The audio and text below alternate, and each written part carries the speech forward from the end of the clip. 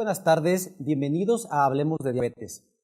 El día de hoy nos da mucho gusto comunicarles que es nuestro primer aniversario del programa Hablemos de Diabetes y de hecho a partir del día de hoy comenzaremos a grabar, llamémoslo así, la segunda temporada de esta serie de programas cuyo objetivo fundamental es la educación en diabetes en el paciente que tiene esta enfermedad, que sabemos que es un pilar fundamental para el tratamiento de esta enfermedad que realmente está dañando mucho a la población.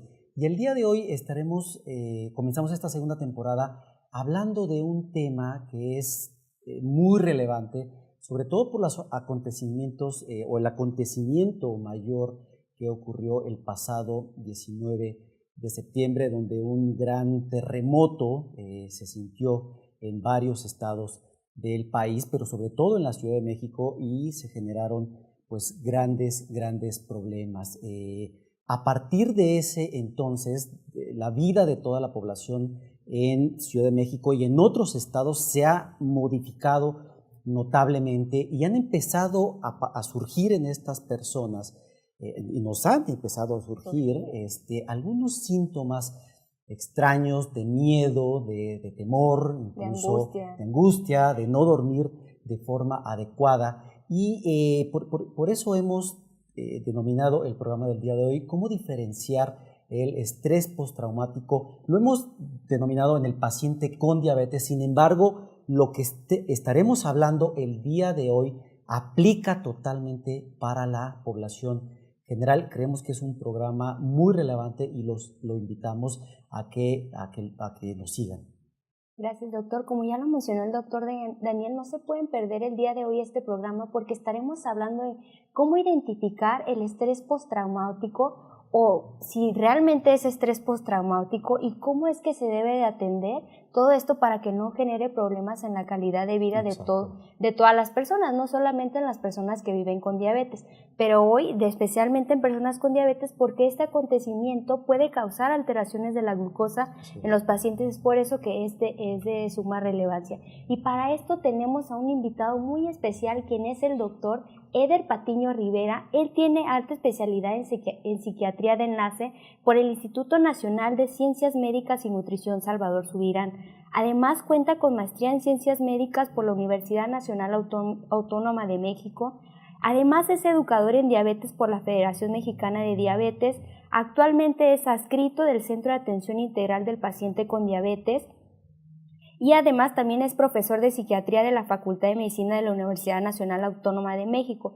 Tiene consulta privada de psiquiatría del Centro de Tratamiento e Investigación de Anorexia, Bulimia y Obesidad.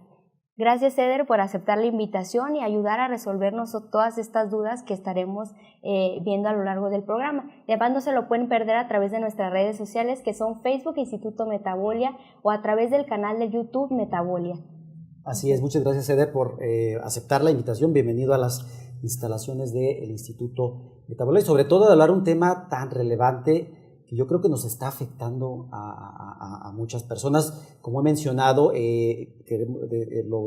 decimos como en el programa, como si fuera en el paciente con diabetes, pero creo que gran parte de lo que se habla el día de hoy va a aplicar para la población en general, ¿no? Y antes de empezar con las preguntas con el doctor Eder, me gustaría hacerle otras preguntas a usted, doctor. ¿Por qué el estrés generado después del sismo, del terremoto, puede afectar los niveles de glucosa en los pacientes con diabetes? Esto es algo sumamente relevante y que todos los pacientes con diabetes tienen que tomar en cuenta. Después de un evento estresante como el que ocurrió el pasado 19 de septiembre, por muchas razones las cifras de glucosa o los niveles de glucosa se pueden elevar. Uno, el paciente deja de hacer ejercicio. Evidentemente se enfoca en otras cosas. Cuidado, ¿no? Exactamente. Está centrado en el cuidado de la familia, está cuidado en su propia atención, entonces deja de hacer ejercicio habitualmente.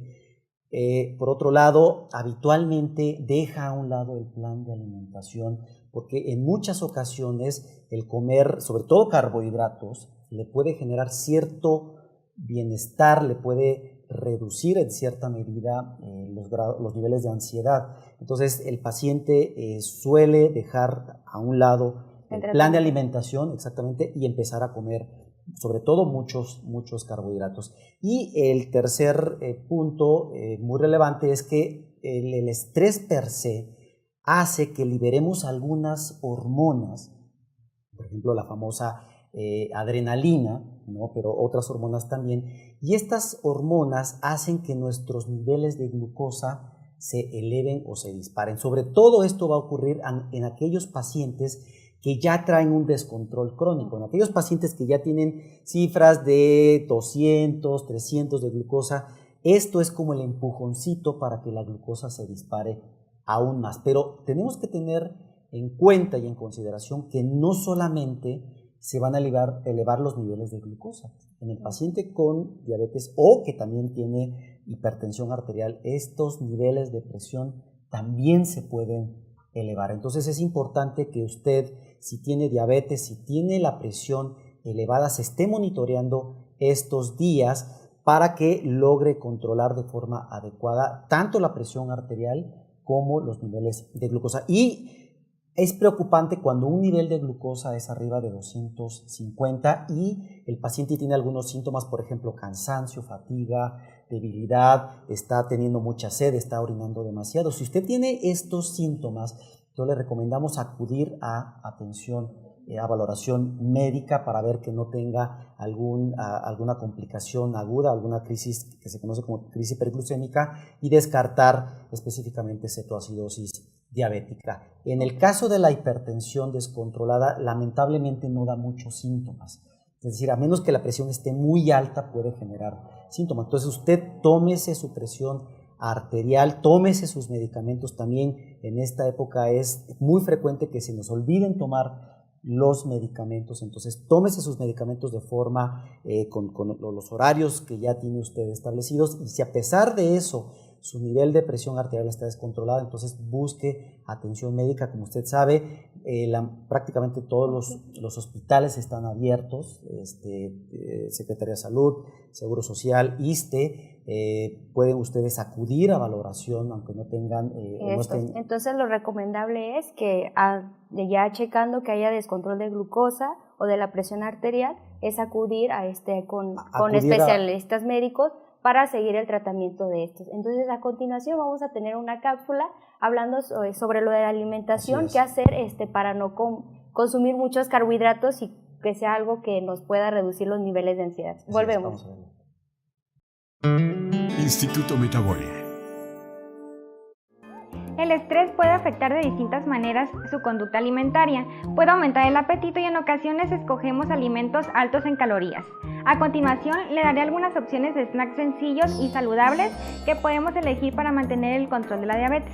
Una rebanada de pan tostado con una cucharadita de mermelada light lo puede acompañar con té o café sin azúcar. 3 tazas de palomitas y 1 taza de pepinos picados. Tostaditas con guacamole, jitomate y cebolla. Una paleta congelada de yogur light y 1 taza de fresas con una cucharadita de crema light.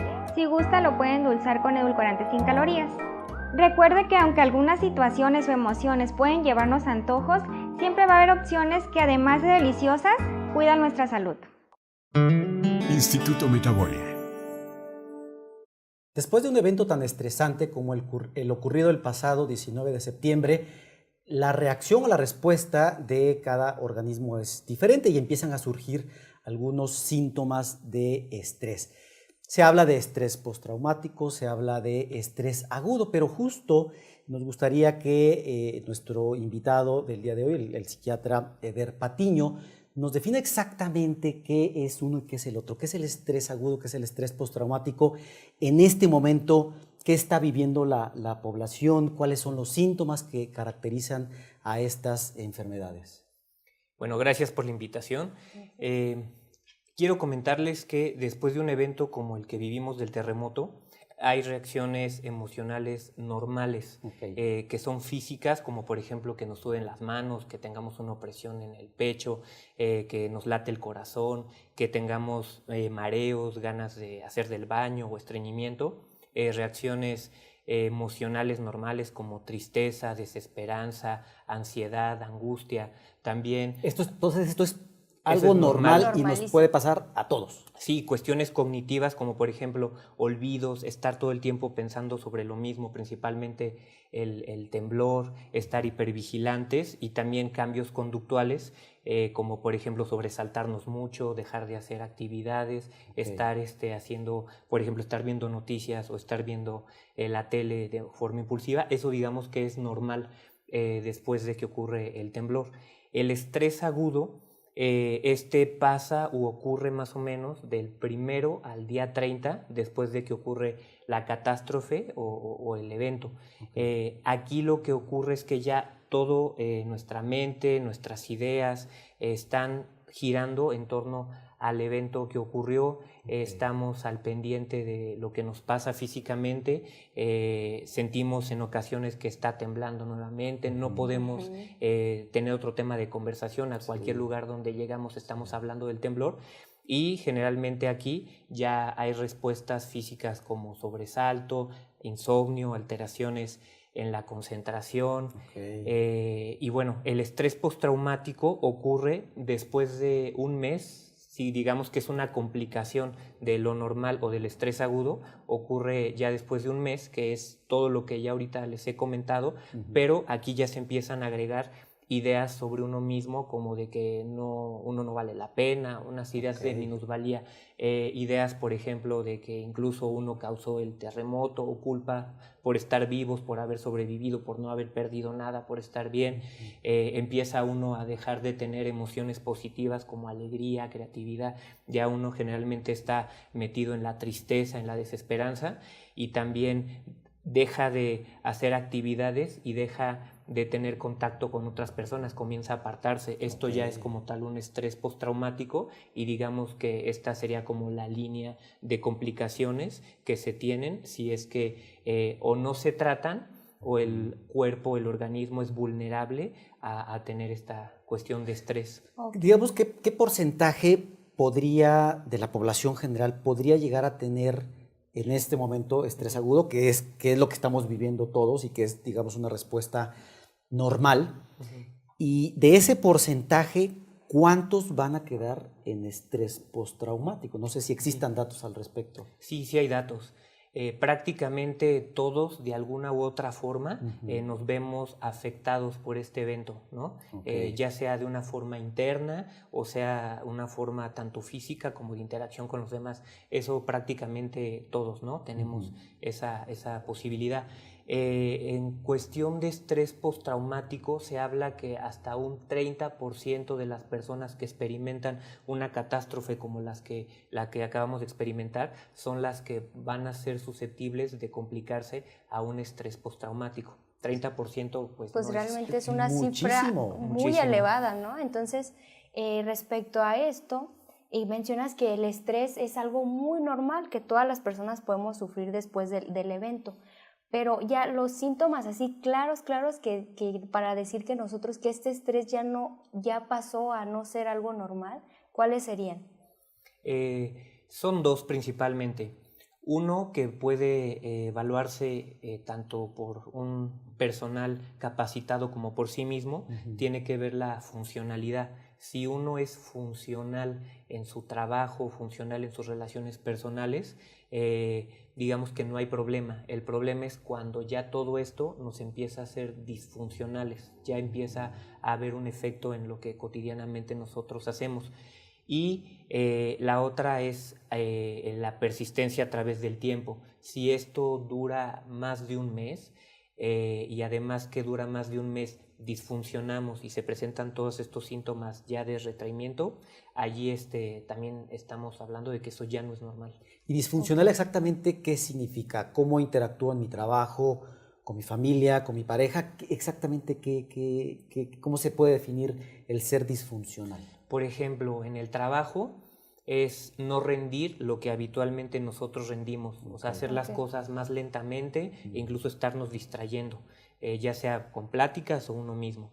En relación a las relaciones interpersonales es un alejamiento o no deseo o incluso irritabilidad. Okay. Entonces sí. O sea, sí afecta prácticamente todas las Todo el esferas y entorno. todas las áreas del ser humano. Y personalmente, como dices tú, una persona que está en estas situaciones es muy difícil que vaya a hacer ejercicio, que coma adecuadamente, o sea, si hay un descuido hacia uno mismo. Exacto. Entonces ustedes, pacientes que tienen diabetes, que tienen una enfermedad crónica como hipertensión arterial, estén pendientes de estos síntomas y no los dejen pasar, porque ya se dieron cuenta que nos dijo el experto que 1 de cada 3 personas que hemos vivido este evento estresante podemos estar en riesgo de desarrollar un estrés postraumático y esto influir definitivamente en el quehacer cotidiano, va a influir en prácticamente todas las esferas de nuestra vida. Instituto Metabolia.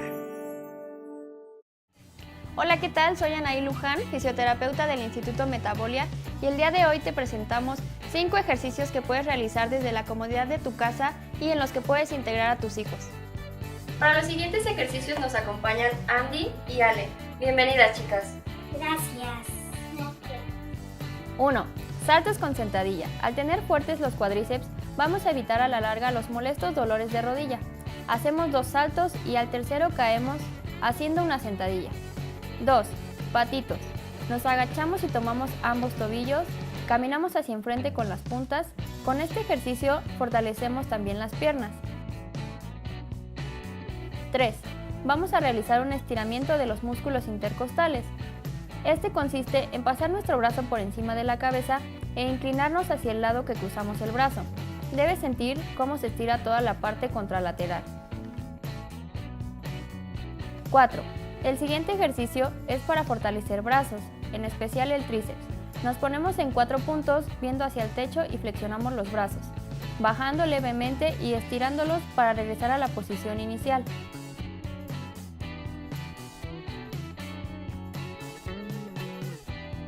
¡5! El último ejercicio nos va a servir para fortalecer brazos y abdomen. Nos ponemos en 4 puntos viendo hacia el suelo, flexionamos una pierna, la estiramos y recogemos y después alternamos con la otra rápidamente.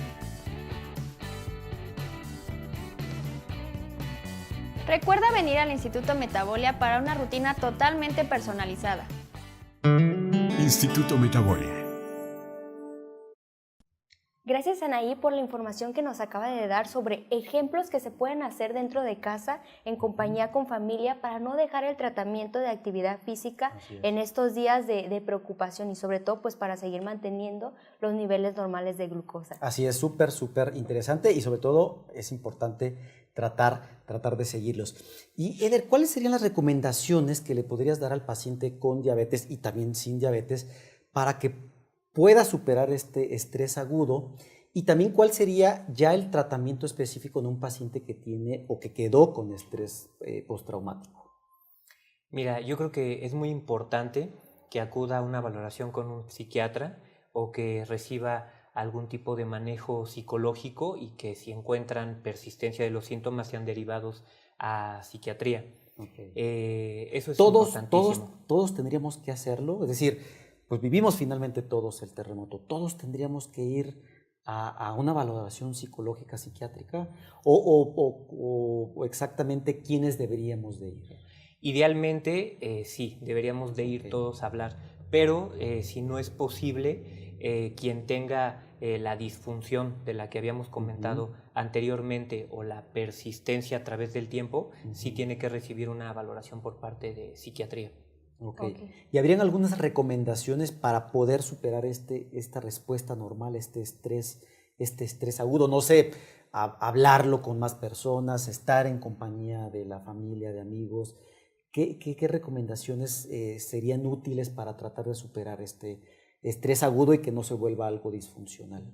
Mira, hablarlo está muy bien, el compartirlo, el externalizarlo es muy bueno, pero hacerlo con alguien que tenga la experiencia de poder manejarlo, eso sería lo ideal. Desde el punto de vista médico, desde la psiquiatría, yo creo que sí es muy importante recibir una valoración y un tratamiento farmacológico, porque el estrés postraumático puede ser prevenible mediante un tratamiento con un antihipertensivo que se llama propranolol, hay que hacer una valoración para ver si el paciente es candidato y poder ofrecerle este tipo de tratamiento. También puede ser en ocasiones necesario el uso de algún ansiolítico o la combinación entre el ansiolítico y este otro medicamento. ¿Ansiolítico como cuál? ¿Qué es un ansiolítico? Ansiolíticos son medicamentos que se llaman las benzodiazepinas, como por ejemplo los comunes es el ribotril, el tafil, el Lexotan, ¿no?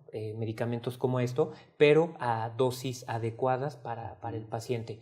Y hay otro dato que es muy importante, que la comorbilidad de trastornos psiquiátricos con el estrés postraumático es de un 80%, o sea, quiere decir que coexisten. Sí. O sea, existe una y existe la otra. Sí, casi todas las personas que llegan a presentar un estrés postraumático no es puro. Generalmente tienen trastornos de ansiedad, tienen trastornos de depresión. También el vivir esta situación hace que el paciente empiece a aumentar el consumo de sustancias como el alcohol, el tabaco o algunas otras psicoactivas. Entonces, realmente, si dura todo esto más de un mes, es importantísimo ver a un psiquiatra, porque no es solamente el estrés o el estrés postraumático, hay muchísimas cosas detrás. Incluso, bueno, yo te puedo comentar ahorita de las valoraciones. En general, la mayoría de las que yo he visto son los estrés agudos o postraumáticos que se han presentado,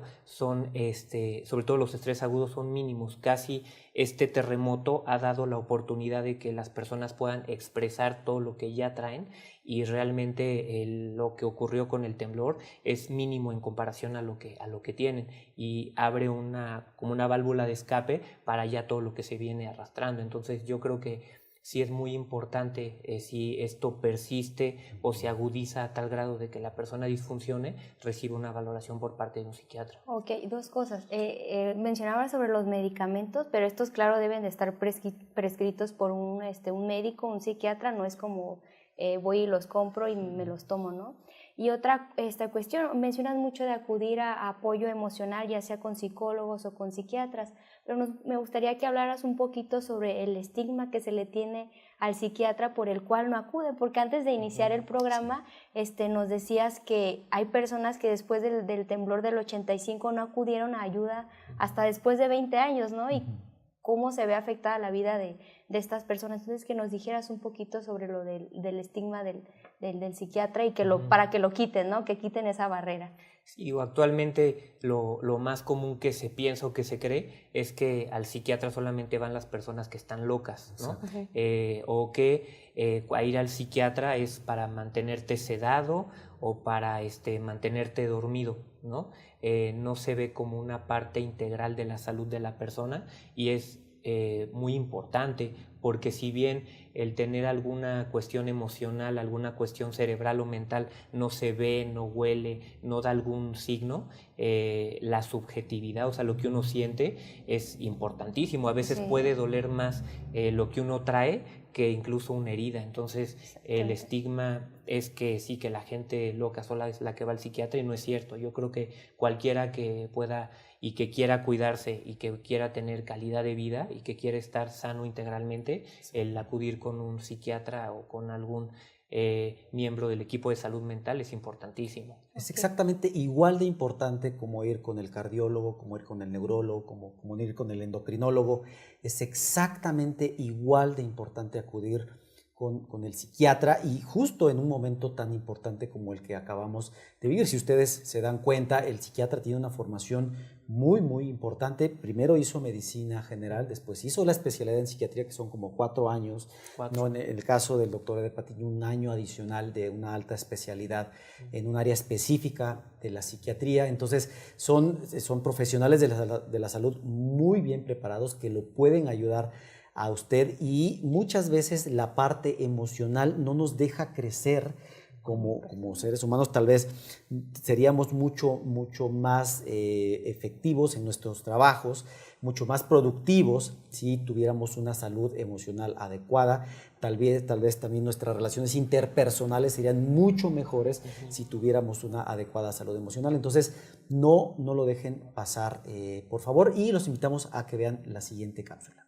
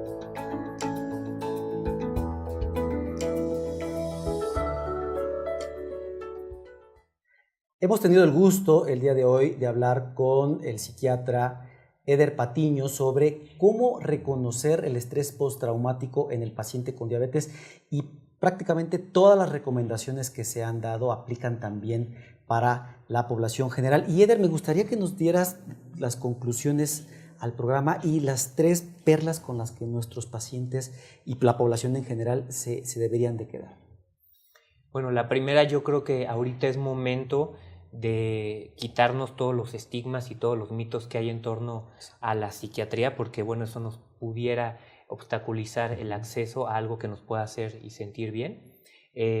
La segunda es: acudan a valoración si creen que lo necesitan, o si alguien también ya les ha estado diciendo, sabes que no te veo bien, te sugiero que vayas, háganles caso. Y la otra, todos estos síntomas de estrés postraumático en estos momentos pueden ser prevenibles, y aquellos estrés postraumáticos que ya están establecidos porque han estado presentes a través del tiempo, o que hay algunas otras enfermedades psiquiátricas conjuntas, trátense, porque en verdad el tratarse les va a dar bienestar, les va a dar calidad de vida, y no tendrían por qué estar viviendo complicaciones de ansiedad y de tristezas y cuestiones afectivas a largo plazo, porque es simple tratarse. Son tratamientos sencillos, son tratamientos accesibles y que siempre te van a permitir tener una mejor funcionalidad en todas tus áreas. Exacto, esto es sumamente relevante. Hay datos de la experiencia del terremoto de hace 32 años, de 1985, donde personas que no se trataron duraron con un estrés postraumático durante 20 años, ¿no? Entonces, esto es algo muy alarmante, y esto es algo que nuestra sugerencia es que realmente se traten. Muchas gracias, Eder, por estar en el programa. Gracias.